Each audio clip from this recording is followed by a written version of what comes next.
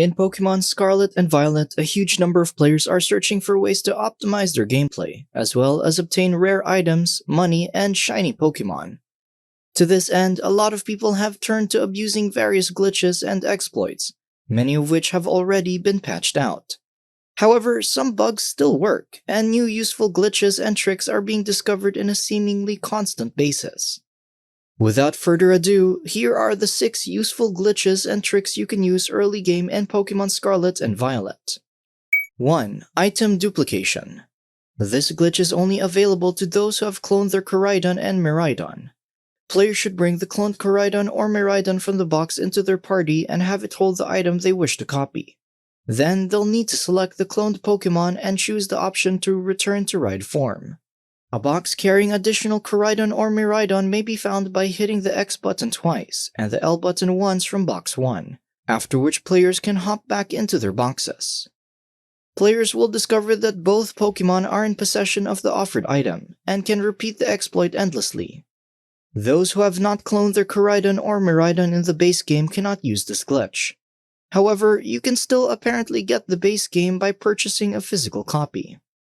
2. Backwards Long Jump. As you are aware, every Pokemon region has inaccessible locations that require you to teach your Pokemon a move, or complete a certain task. Normally, when jumping on a slope using Koraidon or Miraidon, your Pokemon will simply slide down, even if you have the long jump feature.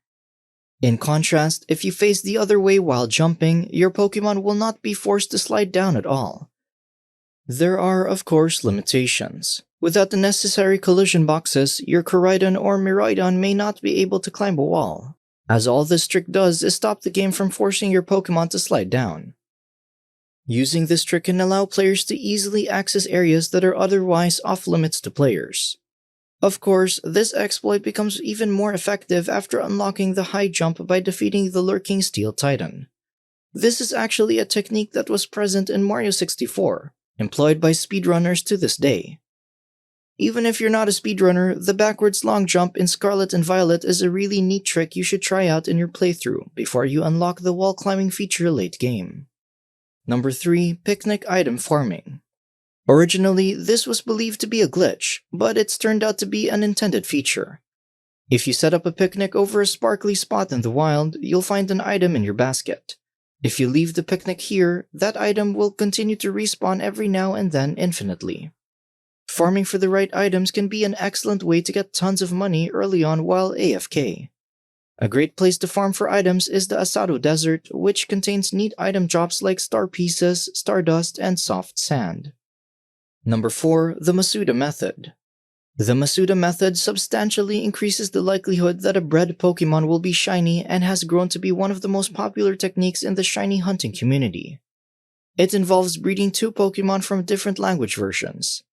This entails, for instance, breeding a Pokemon captured in the game's Japanese version with a Pokemon captured in the English version. For obvious reasons, Ditto is the most widely acquired foreign Pokemon, as it can breed with any Pokemon. Using the shiny charm can produce even greater results. Number 5. Spawning and Despawning Exploit. This is a new glitch discovered by Pokemon YouTuber Osiris. First, you'll need to head over to East Province Area 3 and head east until you find a cave. Venture into the cave, staying on the path to the right until you find a trainer. This area oddly spawns Pokemon through walls, and is the best method to get either shiny Larvitars if you're playing Pokemon Scarlet or shiny Bagons if you're playing on Violet. The trick is to find a spawn point where Pokemon pop out through the wall, then make a sandwich with sparkling power to raise the odds of finding a shiny Pokemon. Now wait for the Pokemon to spawn in again and despawn them accordingly by setting up a picnic. Repeat this method until you find a shiny Pokemon. The reason this works so well is due to the extremely high rate in which Pokemon spawn, combined with the convenient picnic despawning method. You can also use the Let's Go feature to force more spawns. I know what you're thinking, but you can rest assured that the Let's Go feature excludes shiny Pokemon from being knocked out by your Pokemon. Ideally, you'll want your Pokemon close to the wall, so that more wild Pokemon inside the wall detect it and reveal themselves. Number 6. Terra Raid Resetting. The weather and time of day in-game aren't accurate to real-world conditions, as some of you may have noticed.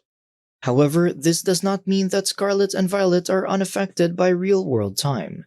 In reality, mass outbreaks and the terror raid den sites reset at midnight local time.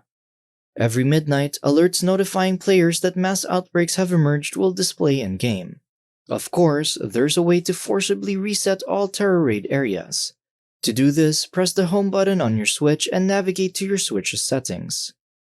Scroll down to System and select Date and Time, then turn off Synchronized Clock via Internet. Set the time to midnight without changing the date, then launch the game and you'll notice that terror raid dens and mass outbreaks have been reset. It's recommended that you leave the date alone and simply change the time, as altering the date could lock you out of in-game events. Thanks for watching, everyone! These are just some of the tips and tricks you can use in your Pokemon adventure. Stay tuned for a follow-up video with more nifty exploits later down the line. Let us know your thoughts in the comment section down below. This is Airhead signing out.